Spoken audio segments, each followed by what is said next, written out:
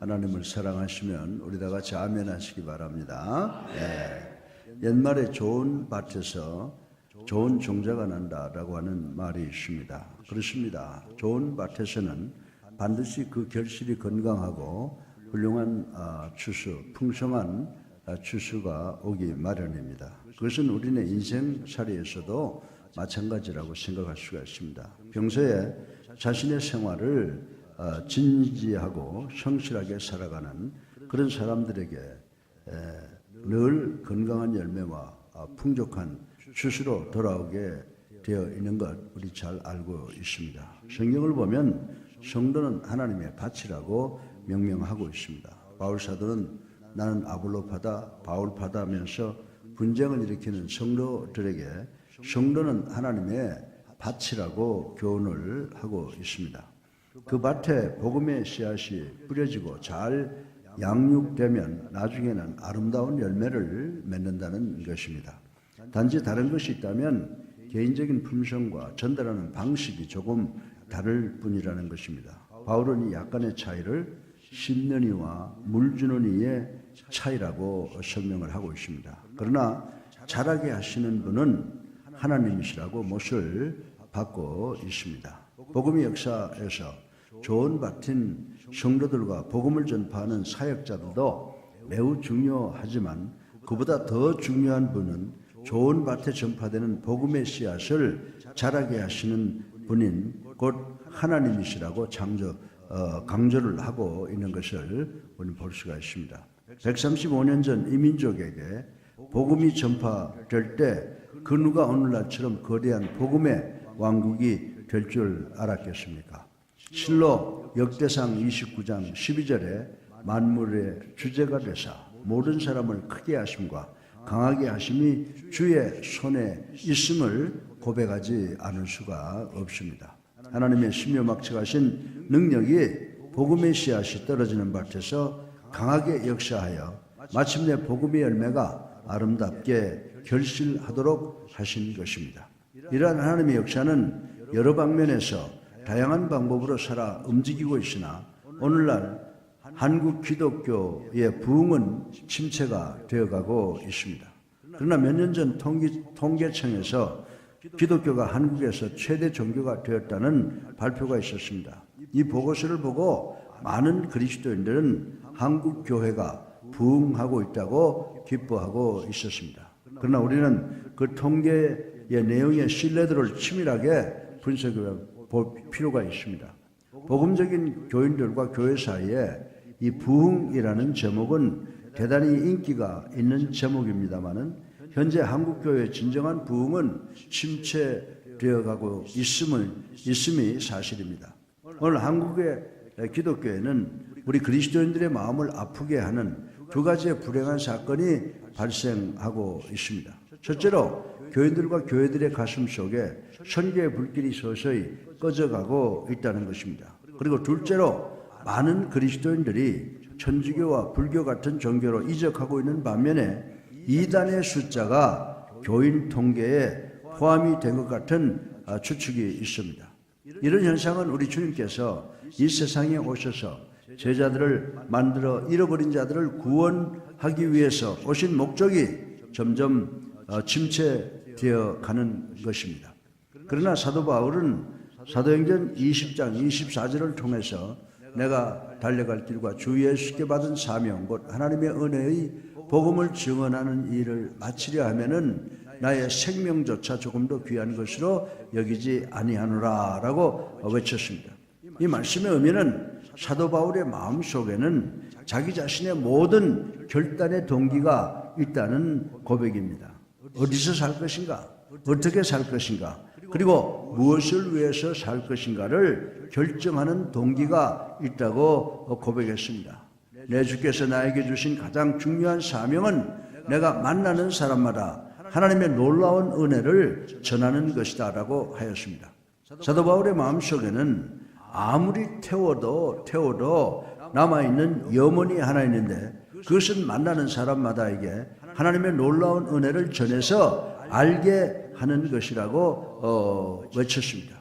제가 전하는 설교마다 그렇습니다만은 오늘 설교에 분명한 목적이 있습니다. 이 증언의 특권은 하나님께서 시작하신 일을 우리 모두가 완수하는 특권을 의미한다는 것을 전하고 있다라고 하는 것입니다.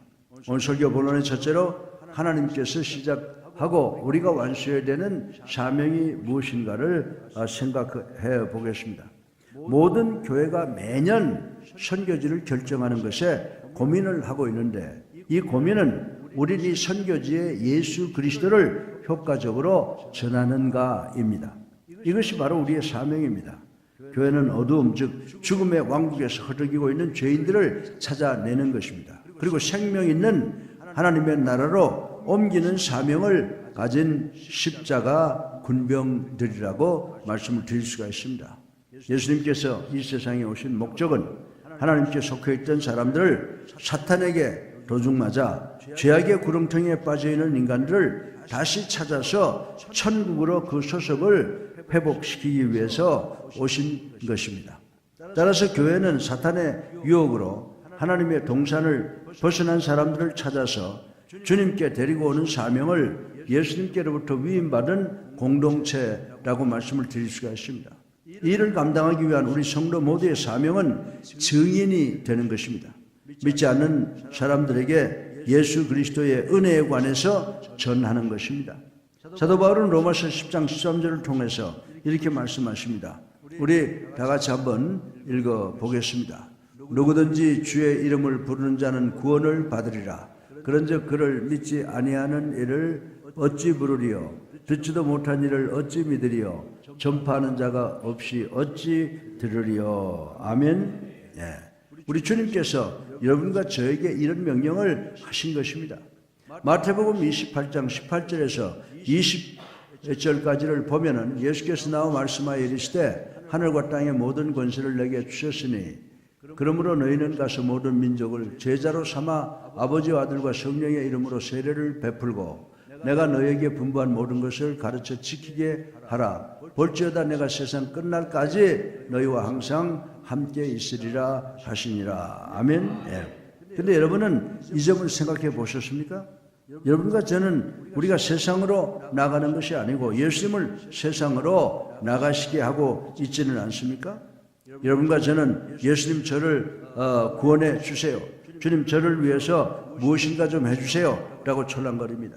그러나 예수님께서 나를 세상으로 보내라라고 하시지 않으셨습니다. 예수님께서는 내가 너희를 세상에 보내고 그리고 내가 너희와 함께 가겠다라고 말씀을 하셨습니다. 따라서 하나님 당신께서 시작한 사역을 여러분과 저로 하여금 완수하게 하셔서 우리를 세상으로 보내서 증인의 사명을 다하게 하셨다는 사실을 명심하시는 우리 모두가 되기를 주님의 이름으로 축원합니다. 둘째로 예수 그리스도의 증인이 되는 특권은 여러분이 홀로 세상에 나가서 혼자 힘으로 하는 것이 아님을 생각을 해 보겠습니다. 예수님께서 성령을 통해서 여러분과 함께 가시고 성령을 통해서 여러분에게 능력을 주신다는 것을 생각을 해 보겠습니다. 우리 다 같이 사도행전 1장 8절을 함께 읽어보겠습니다. 오직 성령이 너에게 임하시면 너희가 권능을 받고 예루살렘과 온 유대와 사마리아와 땅끝까지 이르러 내 증인이 되리라 하시니라. 아멘. 이 말씀은 우리 주님께서 당신의 제자들에게 하신 말씀인데 이 말씀의 의미는 우리들 21세기를 살아가고 있는 우리들로 성령의 임재를 경험하고 충만함을 체험하게 되면 예수 그리스도의 증인이 될 수 있다는 말씀인 것입니다. 성령을 체험한 사람, 다른 사람들에게 예수 그리스도를 전하지 않고는 견딜 수가 없다는 것입니다. 사랑하는 성도 여러분, 영적으로 잘못된 것을 말씀을 드리겠습니다. 오늘날 현대 그리스도인들은 그리스도께서 우리 안에 거하시게 하기 위해서 그리고 우리로 하여금 예수님을 닮게 하기 위해서 보내주신 성령의 존재를 재발견하는 것을 보고 기뻐하기는 합니다. 그러나 우리들이 성령에 관해서 말하는 것을 듣게 되는 것을 마치 그들이 자신의 욕구와 필요에 의해서 학원에서 요리 강습을 수강하는 것과 같이 생각을 하는 경우가 많이 있다라고 하는 것입니다. 요즘 성도들은 성령께서 자신들의 욕구와 필요에 따라서 자기들에게 오신 것 같이 말하는 느낌을 받게 됩니다. 그러나 제가 성경을 자세히 읽어보니 성령의 권능을 받은 교회는 내 필요와 내 욕구를 위해서가 아니라 세상으로 나가서 다른 사람의 요구와 필요를 도와주는 목적을 갖고 있음을 발견하게 됩니다. 오늘날도 이 진리는 변함이 없습니다. 오늘날 현대 교회가 진정 성령으로 충만한지를 어떻게 알 수가 있습니까?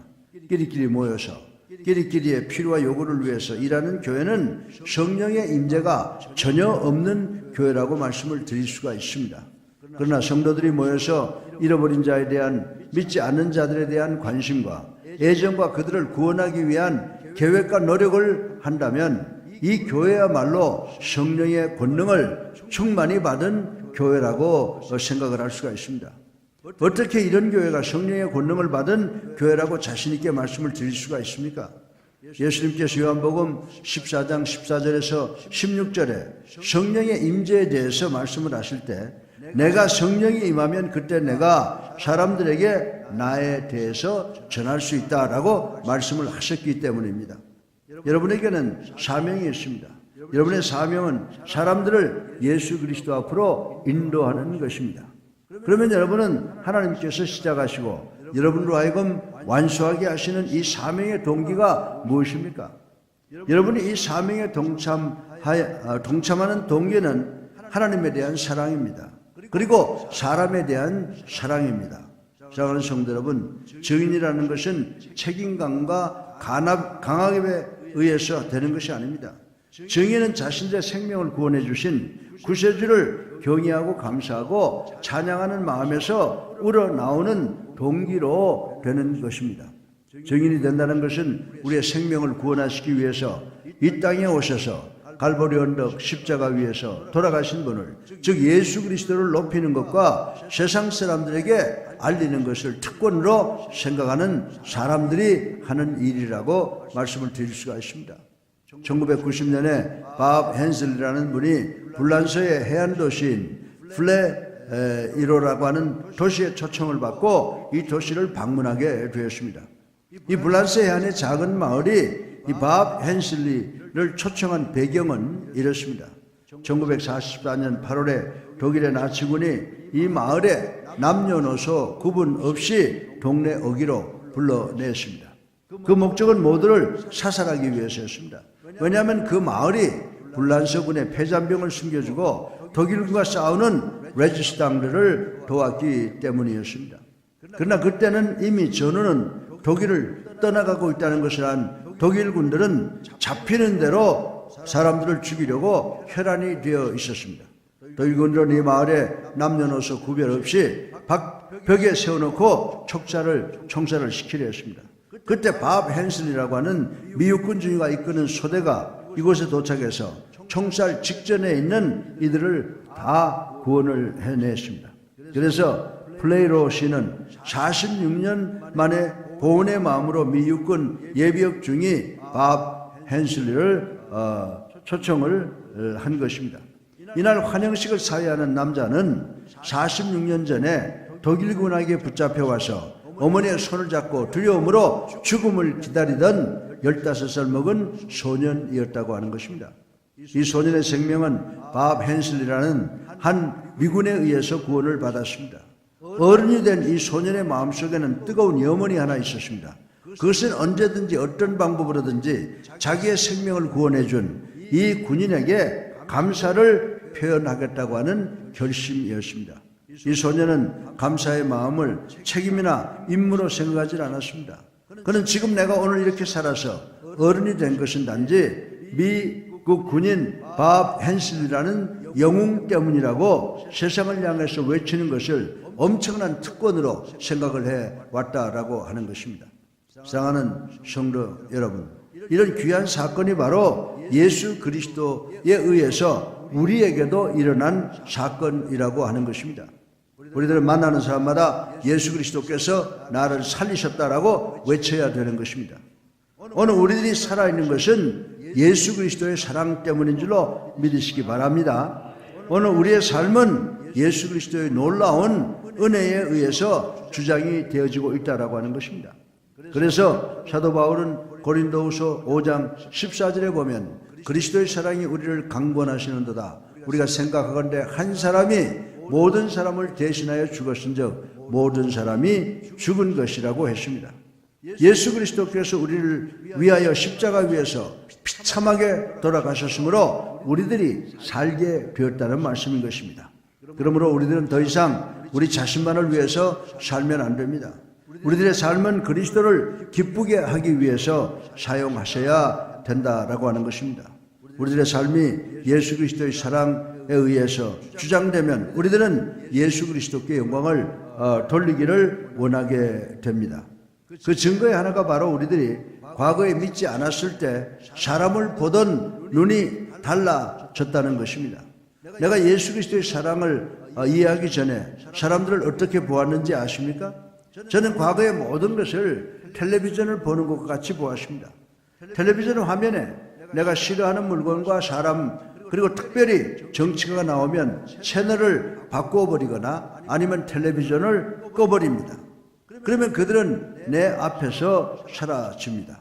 그러던 중 제게 변화가 왔습니다. 제가 진정으로 예수 그리스도를 사랑한 후에 제겐 뭔가 달라졌습니다. 저는 예수님께 영광을 돌리기를 원합니다. 그리고 저는 제가 하는 모든 것을 통해서 주님을 기쁘게 해드리기를 원하게 되었습니다. 여러분이 예수 그리스도를 기쁘게 하시는 한 가지의 길은 여러분들이 사람을 볼 때 예수 그리스도께서 사람을 보는 것 같이 보는 것입니다. 아버지가 자식을 보는 것 같이 보는 것입니다. 나는 웨이트레스가 내 식탁에 음식을 가지고 올 때 예수 그리스도께서 그를 보듯이 봄으로 하나님을 기쁘게 할 것입니다. 난 내 주변의 형제자매들을, 직원들을, 그리고 운동을 같이 하는 친구들을 예수 그리스도께서 보시듯이 봄으로 하나님을 기쁘시게 할 것입니다.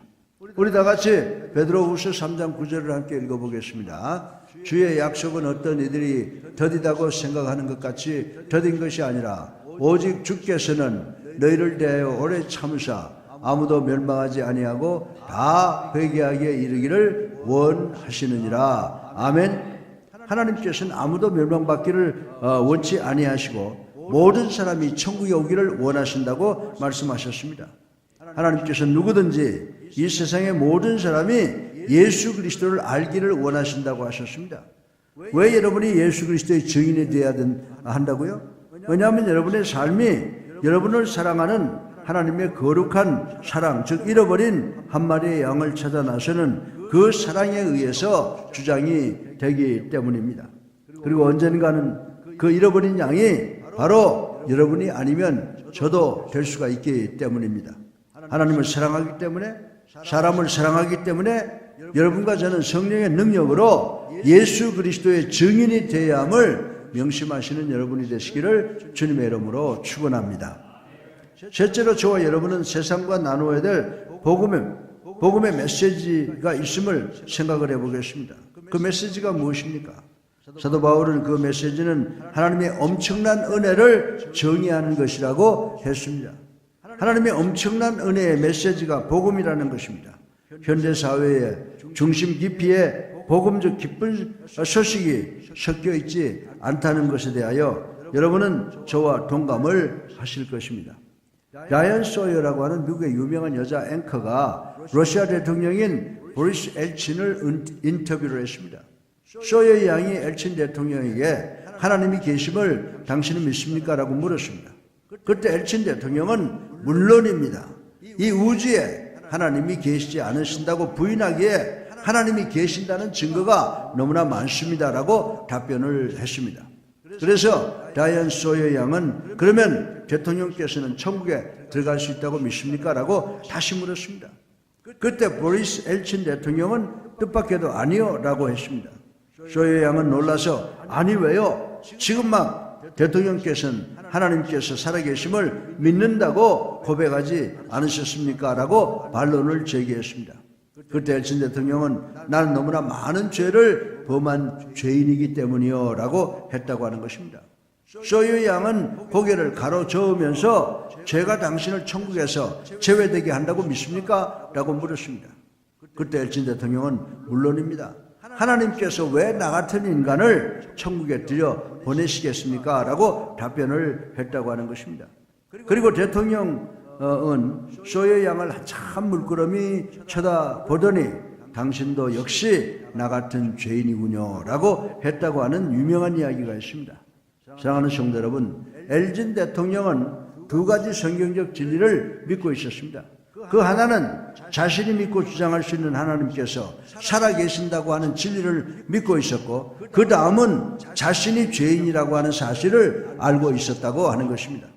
그러나 엘친 대통령은 어떻게 자신의 죄를 해결하고 하나님께로 나아갈 수 있는지 그 길을 알지 못하고 있었다라고 하는 것입니다. 그래서 누군가가 이 대통령에게 복음을 전해 주어야만 했었습니다. 누군가가 이 세상에 와서 엘친 대통령으로 하여금 의인이 되게 하기 위해서 오셨습니다. 그리고 엘친 대통령이 자리에 대신 서서 세상의 모든 죄를 다 짊어지고 심판을 받고 십자가에 달려 돌아가셨다가 부활하셨다는 복음을 전해 주어야만 했었습니다. 그 결과로 이제 엘친 대통령은 하나님 앞에 더 이상 죄인으로서가 아니라 의인으로서 또한 하나님의 상속자로서 설 수 있다는 것을 알려주어야 했었습니다. 전 여러분에 대해서는 잘 모르겠습니다. 그러나 저는 이 복음을 전하는데 별로 어려움이 없습니다. 근데 여러분은 이 복음이 얼마나 좋은지, 얼마나 기쁜 소식인지 이 사실을 잊고 있는 것은 아닙니까? 저와 함께 잠시 생각을 해보십시다. 복음은 저에게 엄청난 성취를 이루게 해주셨습니다. 나는 복음을 통해서 내가 누구라는 것을 알게 되었고, 복음을 통해서 내가 왜 살아야 하고, 그리고 복음을 통해서 내가 어디로 가는지를 알게 되었습니다. 그리고 내가 이 세상에 있으면서 무엇이 가장 중요한가를 알게 해 주었습니다.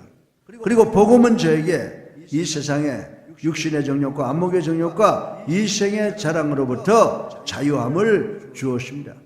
나는 복음을 알게 된 후 더 이상 세상의 부귀영화에 종속되기를 원치 않습니다. 예수 그리스도께서 저를 자유케 해주셨습니다. 또한 복음은 나에게 용서함을 통하여 영원한 자유를 주셨습니다. 하루 일과를 마치고 잠자리에 들 때 이대로 하늘나라에 간다고 해도 난 내가 사후에 어떻게 될 것인가에 대해서 확신을 갖게 되었습니다. 따라서 복음은 진정으로 저에게 가장 기쁜 소식입니다. 그럼에도 불구하고 여러분과 제가 이 복음이 얼마나 기쁜 소식인가라는 사실을 잊고 있는 것은 아닌지 대단히 안타까운 심정입니다. 우리 다 같이 베드로 전서 3장 15절을 함께 읽어보겠습니다. 너희 마음에 그리스도를 주로 삼아 거룩하게 하고 너희 속에 있는 소망에 관한 이유를 묻는 자에게 대답할 것을 항상 준비하되 온유와 두려움으로 하고. 아멘. 여러분은 복음을 알 필요가 있습니다. 전 여러분에게 하나님의 말씀 속에 있는 모든 신학을 알아야 된다고 하는 것은 아닙니다. 그러나 여러분은 하나님의 말씀 속에 포함되어 있는 이 굿뉴스, 기쁜 소식을 알아야 됩니다. 여러분 중에 아직도 복음에 대해서 이해를 못하면 이 복음을 이해할 때까지는 이 성전을 떠나서는 결단코 안 된다고 하는 것입니다. 여러분들은 이 기쁜 소식인 복음을 이해하고 있는 성도나 집사나 권사나 장로를 찾아가서 물으시기를 바랍니다. 제게 오셔도 환영합니다. 그래서 이 복음의 내용인 하나님의 엄청난 은혜가 여러분과 무슨 관계가 있느냐를 깨달을 때까지는 절대로 이 교회를 떠나서는 안 된다라고 하는 것입니다. 복음은 진실로 여러분과 저에게 기쁜 소식이며 복된 소식임을 명심하시기를 주님의 이름으로 축원합니다. 넷째로 마지막으로 여러분은 이 기쁜 소식인 복음을 두 가지의 길을 통해서 나누어야 됨을 생각해 보겠습니다. 첫째로 복음은 말로 증언하는 것입니다. 그리고 둘째로 복음은 행위로 전하는 것인데 이는 대단히 중요한 것입니다. 그러면 행위가 왜 그렇게 중요한 것입니까? 여러분이 말하는 것의 진정한 증거는 바로 여러분의 삶 자체이기 때문인 것입니다.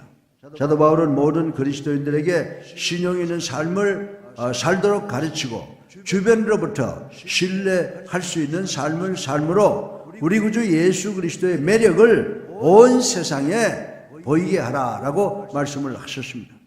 예수님께서 성령이 내게 임하면 너는 나의 증인이 될 것이다 라고 하였습니다. 다시 말해서 성령이 내게 임하면 내가 새 직장을 잡고 부자가 되고 권력자가 되고 유명한 사람이 될 것이다. 그리고 새로운 사람이 될 것이다 라고 하시지 않으셨습니다. 너는 내 증인이 된다라고 하셨습니다. 내가 어디에 가서 무엇을 하든지 내가 있는 곳에서 너를 구원하신 구세주에 대해서 그리고 주님의 은혜에 관한 복음을 증언하게 될 것이라고 말씀하신 것입니다. 사랑하는 성도 여러분, 잘 들으시기 바랍니다. 여러분의 삶의 행위가 중요하다고 해도 여러분이 어둠의 왕국에서 빛의 왕국으로 들어가는 것은 여러분들의 노력이나 윤리, 즉 행위의 결과로 들어갈 수 있는 것이 아니라고 하는 것입니다. 요즘 하나님의 백성들에게 잊혀져 가고 있는 가장 중요한 요인은 증언이라고 말씀을 드릴 수가 있습니다. 요즘에 우리 주변에 입이 굳어있는 그리스도인들이 너무 많은 것이 큰 문제라고 하는 것입니다. 여러분은 그리스도인으로 기쁜 삶을 사셨습니다. 여러분은 그리스도인으로 즐겁고 기쁜 삶을 살아가고 있습니다. 그런데 여러분이 이런 기쁜 삶을 증거하지 않으면 죄인들이 죄 많은 세상을 버리고 의의 삶 속으로 그리스도께로 나와 하나님의 엄청난 은혜 아래로 돌아오지 못하게 되는 것입니다. 그리스도의 교회의 진리는 가르쳐 주어야지 우연히 길거리에서 줍는 것이 아니라고 하는 것입니다. 여러분 아내에게 여보 나는 당신에게 진실하기로 결심을 했고 내 남은 삶을 통해서 그 진실을 입증하겠소. 그러나 나는 이 결혼 반지가 거창스러우니 끼지 않겠소. 그리고 공공연하게 나는 기혼자라고 말하지 않겠소라고 말하는 남편이 있다고 가정을 한번 해보십시다. 요즘 많은 그리스도인들은 주님 저는 존경받을 만한 삶을 살겠습니다. 저는 당신께서 저에게 말씀하신 대로 살겠습니다. 그러나 공공연한 장소에서까지 우리 관계는 알리지 않겠습니다 라고 합니다. 예수님은 선교하실 때 일구이연하시지 않으셨습니다. 예수님께서는 선한 삶을 사셨습니다. 예수님께서는 여러 군데를 다니시면서 말씀하신 대로 선한 일을 많이 행하셨습니다. 그리고 예수님은 단호하게 용감하게 자신 있게 하나님 나라의 복음을 선포하셨습니다. 예수님께서는 나는 생명의 떡이요 생수요 나는 문이라고 하셨으며 수고하고 무거운 짐자들아 다 내게로 오라 내가 너희를 쉬게 하리라고 약속을 하셨습니다. 이 세상의 모든 그리스도인이 다 선교사는 될 수가 없습니다. 그러나 이 세상의 모든 그리스도인들은 증인은 될 수가 있다라고 하는 것입니다. 모든 그리스도인들은 하나님께서 나의 삶에 어떻게 역사하시고 나를 어떻게 변화시키는가에 대한 증언을 할 수가 있습니다. 여러분들 중에 아직도 여러분의 구세주이신 예수 그리스도께서 여러분의 삶에 어떻게 역사하셨는가를 증언하시지 못했으면 어떻게 해야 되는가를 말씀을 드리겠습니다. 오늘 오후 예배가 끝나고 집에 돌아가셔서 종이 한 장을 꺼내놓고 여러분의 간증을 적어보시기를 바랍니다. 특별히 어떤 사람이 여러분에게 그리스도 안에서 여러분의 소망을 묻는 사람들에게 어떻게 답변할까를 한번 써보시기를 바랍니다. 이 간증은 단지 3줄이면 됩니다. 첫 줄은 예수를 만나기 전에 내 모습, 둘째 줄은 내가 어떻게 예수 그리스도를 만났고, 그리고 셋째 줄은 예수 그리스도께서 나를 변화시킨 후와 전과 다름을 말하면 된다라고 하는 것입니다. 이 세상에 여러분이 마음 놓고 함께 살 수 있는 사람들이 그렇게 많지 않습니다. 그럼에도 불구하고 여러분은 교회에서 교우들과 기쁨과 즐거움과 친목을 얻을 수가 있습니다.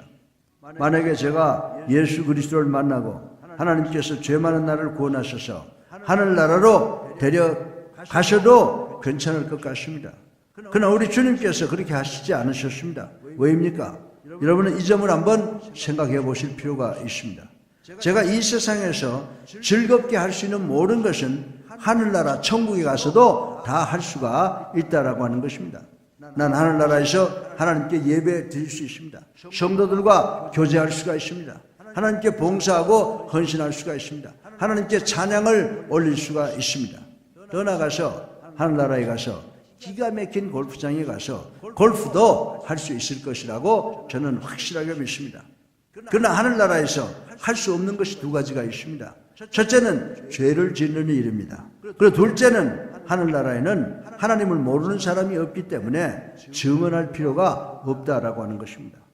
여러분들, 상어 중에 관상용 상어가 있다는 이야기 여러분들 들어보신 적 있습니까? 대부분의 상어는 바닷속에 있으면 몇 미터짜리의 큰 상어가 될 수 있는 잠재력을 가지고 있다라고 하는 것입니다. 그런데 어떤 상어는 어항 속에 넣어두면은 자기의 세계가 그 어항인 줄만 알고 성장을 포기하므로 아주 작은 관상용 상어의 상태대로 평생을 살아간다고 합니다. 저는 우리 그리스도인들 가운데도 어항이 자기의 우주인 것으로 착각을 하고 성장을 포기하고 그 어항 속에서 안주하고 사는 작은 관상용 상어와 같은 그리스도인들이 많이 있다고 하는 것을 말씀을 드리고 싶은 것입니다. 다시 말해서 이런 그리스도인들은 하나님께서 자신들에게 이 성전 밖으로 나가라, 길을 건너라, 국경을 지나가라, 그리고 복음을 전할 잠재력을 주셨다라고 하는 것입니다. 그럼에도 불구하고 이 성전이라고 하는 어항 속에서 주인의 보호를 즐기며 헤엄치는 관상용 상어와 같은 삶을 살아가는 그리스도인들이 많이 있다라고 하는 것입니다.